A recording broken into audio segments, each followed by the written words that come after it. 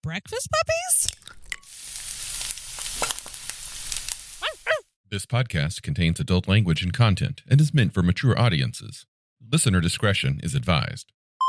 It is the future. In 1999, you are listening to The Glitterbois.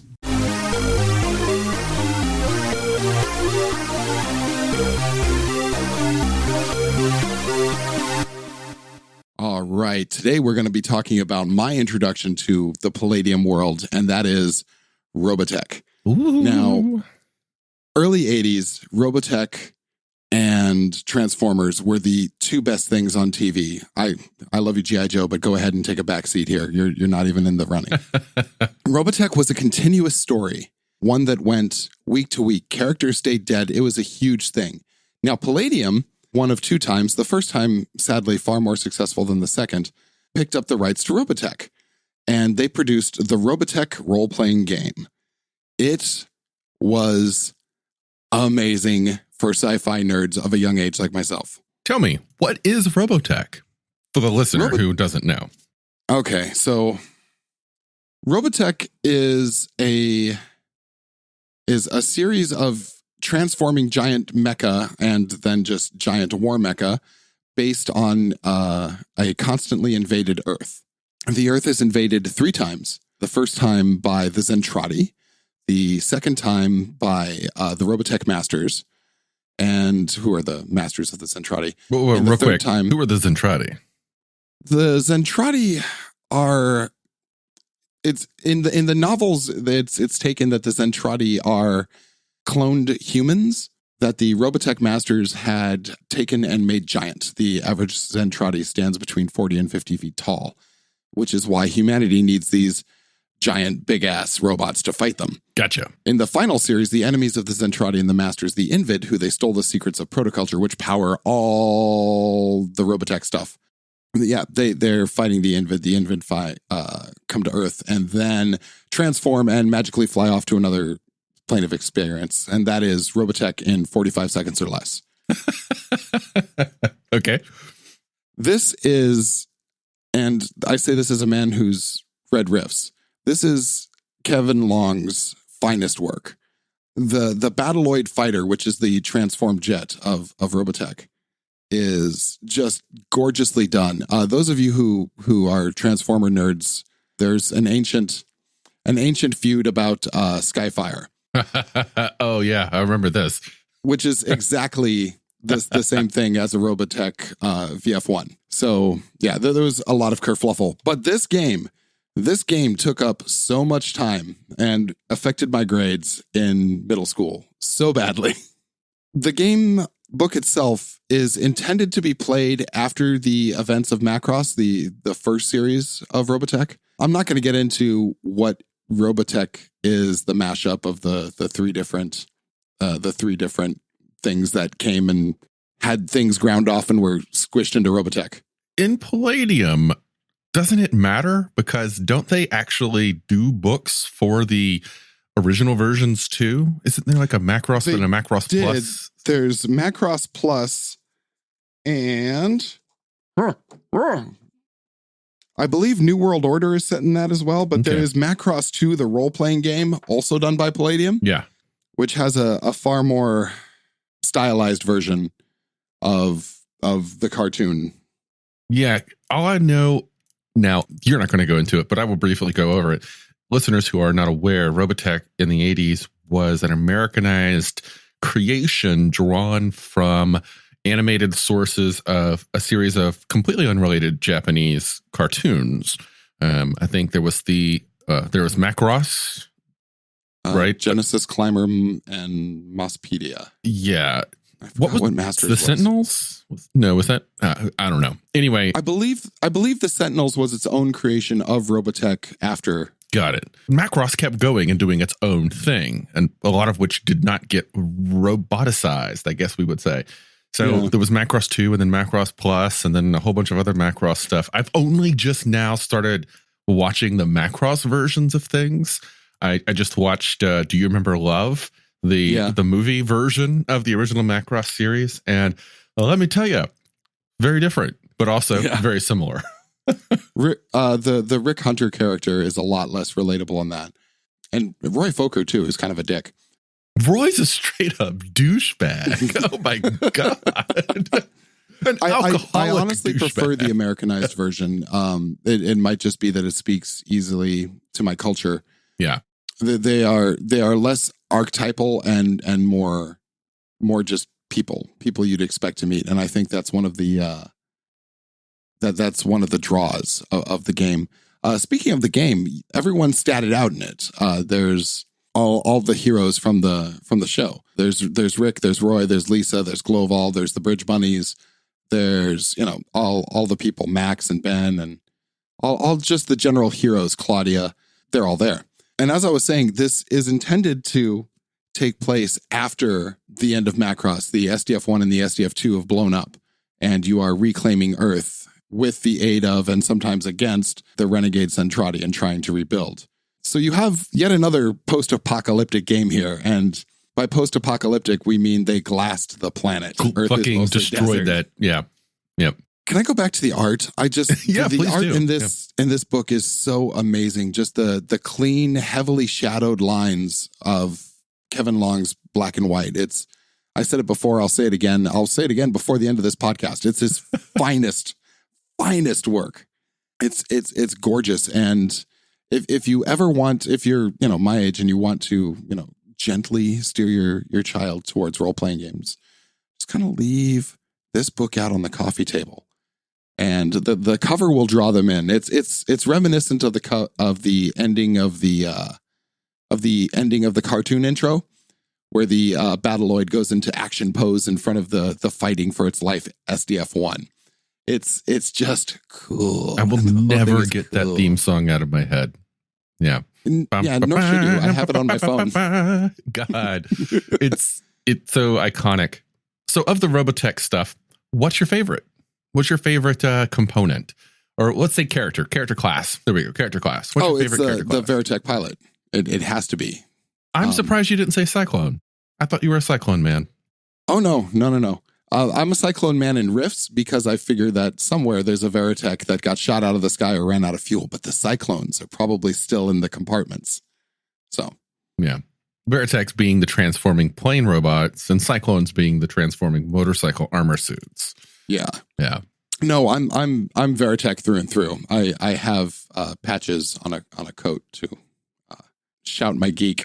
I recently decided to watch Robotech from the beginning, having not seen it since I was a kid.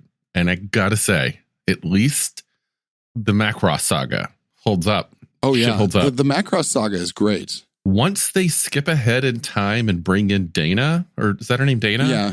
That series made no sense. It moved in ways that were very difficult for me to follow. I had no idea what was going on. I actually hated almost all of the characters, the ones that I was given enough chance to actually see on the screen and listen to.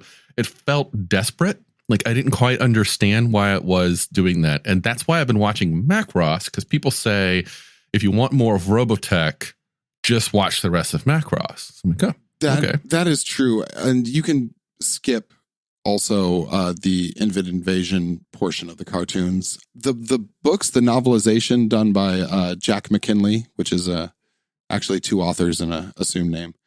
Those are actually pretty good, the novelizations. Okay. If you haven't read them, the cartoon follows them pretty closely, but it's done in a much better way. It was all the story elements were there. It was all just poorly executed in the cartoon. Now, that does not carry through to the games because the games also cover that period. There's the first series, which comprises the role-playing game, the RAF Field Guide, Ghost Ship, and a couple other things. All books from the first game. The second game, Southern Cross, also very nicely covers the hover tanks and the masters, and actually does a better job than the cartoon in making those making those characters interesting. Invid Invasion, of course, there's Scott Bernard and Rand.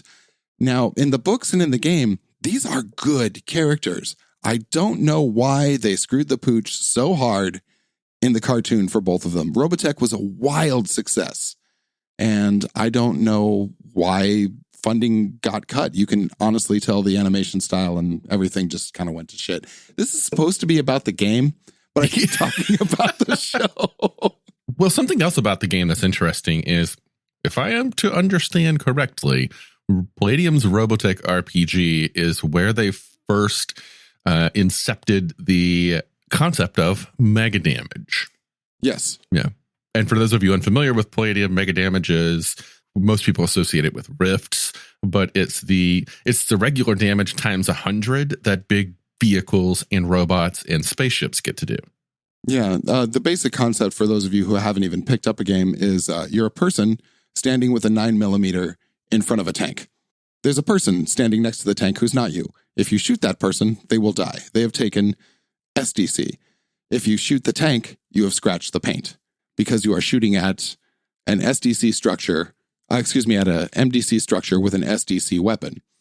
Now, if you have a mega damage weapon, such as a bazooka, you can damage the tank. But basically, MDC is impervious to small arms fire and like swords and knives and things like that. I mean, and a significant amount of concentrated small arms fire can do enough to minorly damage it. Like, yeah, you can, if you happen to be able to generate 200 points of SDC. Okay.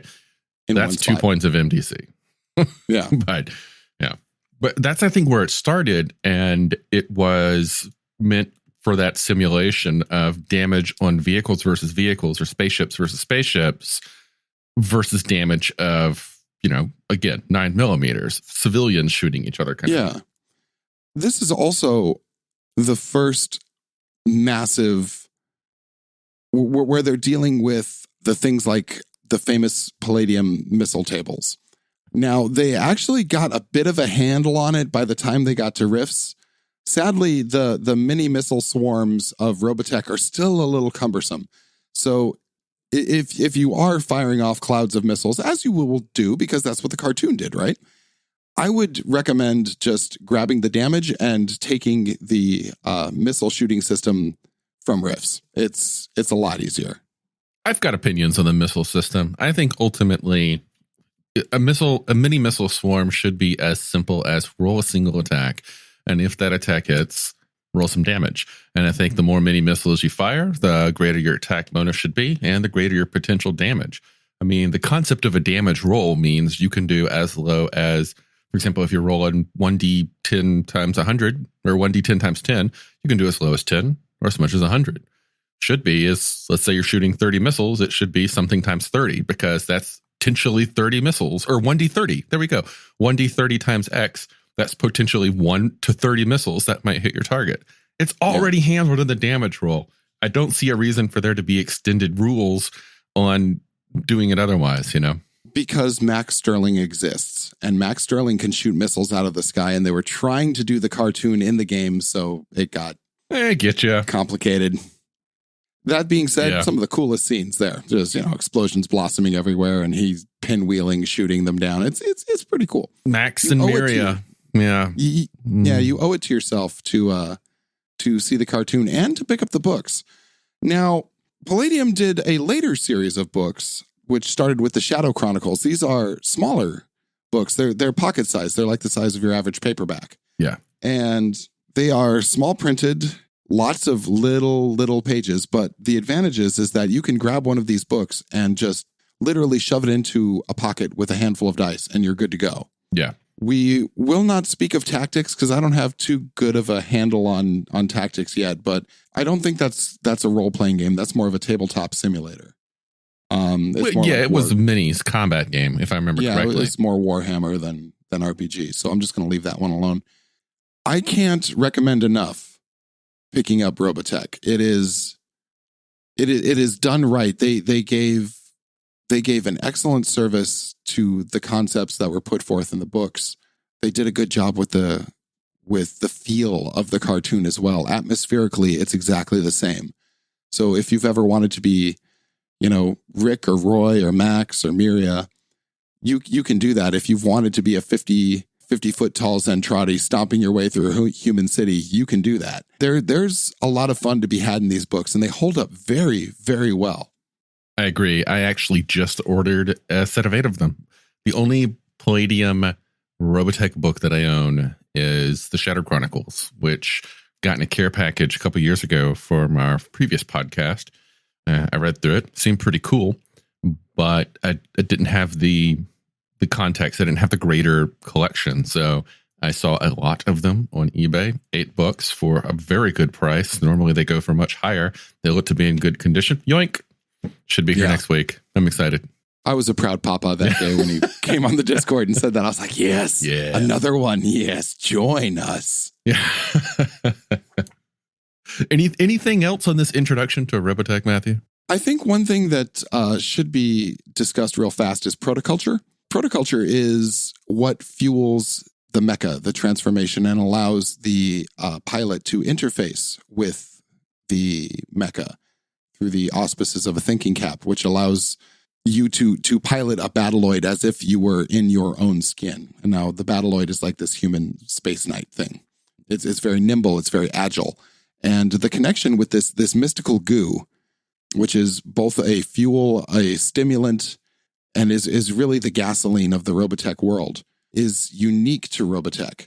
One of the problems with playing Robotech in a Rifts is that you are cut off from protoculture. There's none of that in Rifts.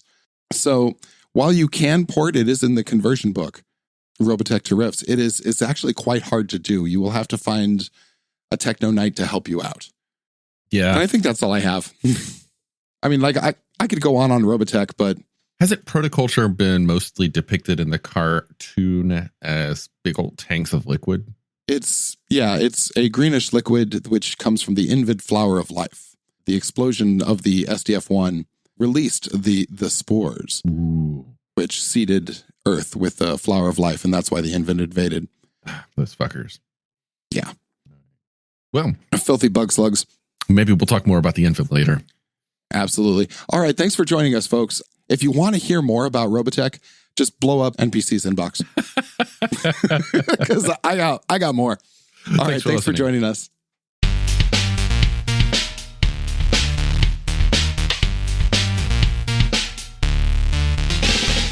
You've been listening to The Glitterbois, a Palladium Books fan podcast. Glitterbois, Rifts, the Megaverse, and all other such topics are the property of Kevin Siembieda and Palladium Books. Please buy all their stuff and help keep them in print and making more games. You can order directly at palladiumbooks.com, and their entire catalog is available digitally at Drive-Thru RPG as well. Our opening music is 8-Bit Bass and Lead by Furby Guy from freesound.org. This closing music is Caravana by Philip Gross, available at freemusicarchive.org. All sound effects used are self-made or acquired via Creative Commons 0 license. If you like what you have heard, find us on Twitter and Facebook as The Glitterbois. That's BOIS. And check us out online at breakfastpuppies.com/glitterbois. And also join us on the Breakfast Puppies Network Discord at breakfastpuppies.com/discord.